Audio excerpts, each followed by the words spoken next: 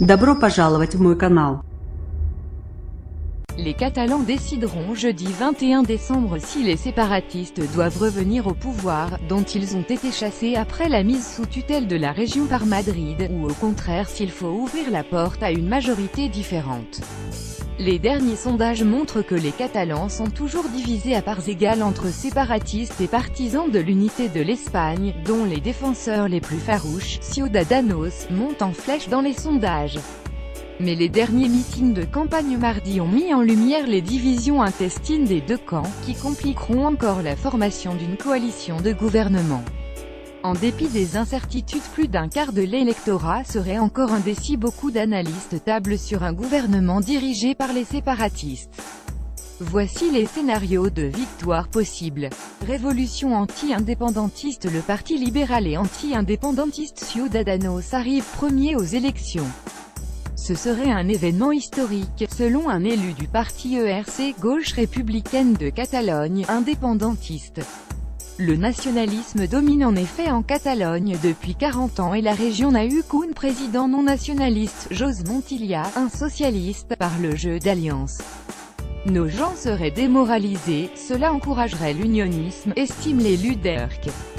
En cas de victoire, Inés Arrimadas, 36 ans, la chef de Ciudadanos en Catalogne, a promis de dialoguer pour surmonter la division de la société et de mener aussi des politiques sociales.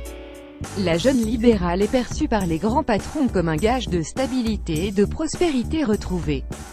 Victoire de Carles Puigdemont exilé à Bruxelles, le président catalan destitué, qui promettait de n'exercer qu'un mandat, prétend continuer à la tête d'une liste transversale, Ensemble pour la Catalogne, pour récupérer la dignité du peuple catalan, humilié par la mise sous tutelle de Madrid. Sa victoire serait un camouflet pour le Premier ministre espagnol Mariano Rajoy, qui l'a destitué. Carles Puigdemont chercherait ensuite à être élu président de l'exécutif par le nouveau Parlement régional.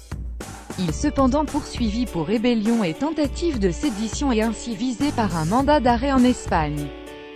Ses partisans utiliseraient son arrestation au retour de Bruxelles comme la preuve de la politique répressive de Madrid. Dans un pays civilisé, on n'envoie pas en prison un président de région, explique-t-on dans son entourage. La Catalogne sera-t-elle alors dirigée par un président en prison? Ses proches estiment qu'il ne peut pas être privé de ses droits politiques. L'entourage du président espère dès lors qu'une telle victoire permettra de forcer Mariano Rajoy à négocier. Victoire de l'indépendantiste Oriol Junqueras. Son parti, la gauche républicaine de Catalogne ERC, est en tête dans les sondages. S'il l'emporte et que le Parlement l'investit président, il pourrait cependant être maintenu en détention provisoire et la gestion des affaires courantes reviendrait à Marta Rovira, la secrétaire générale. S'il obtenait l'investiture, il mènerait une politique sociale pour élargir la base du mouvement indépendantiste, qui n'a compté en 2015 que sur le soutien de 47,8% des Catalans, confie l'élu ERC. Blocage à l'espagnol, nouvelle élection. Tous ces scénarios partent cependant du principe que l'un des trois favoris obtient l'investiture grâce au soutien d'autres partis.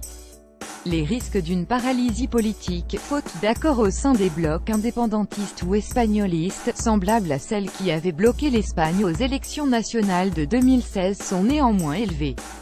La formation d'un gouvernement sera très complexe, même au sein du bloc indépendantiste, estime le politologue Pablo Simón.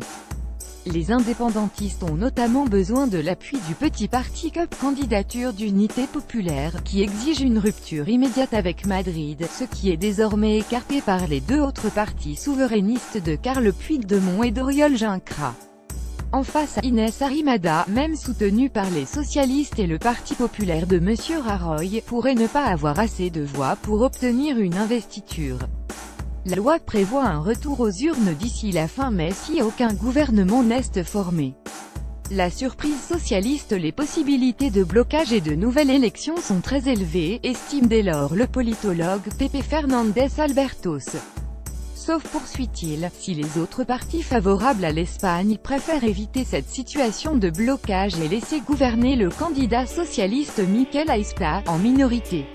Celui-ci a plus de capacité de dialogue avec d'autres partis, note le politologue.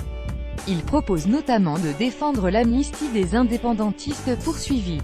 Ce cas de figure s'est déjà produit dans une autre région secouée par l'indépendantisme, le Pays Basque, quand le socialiste Patxi López l'a dirigé, sans majorité, entre 2009 et 2012.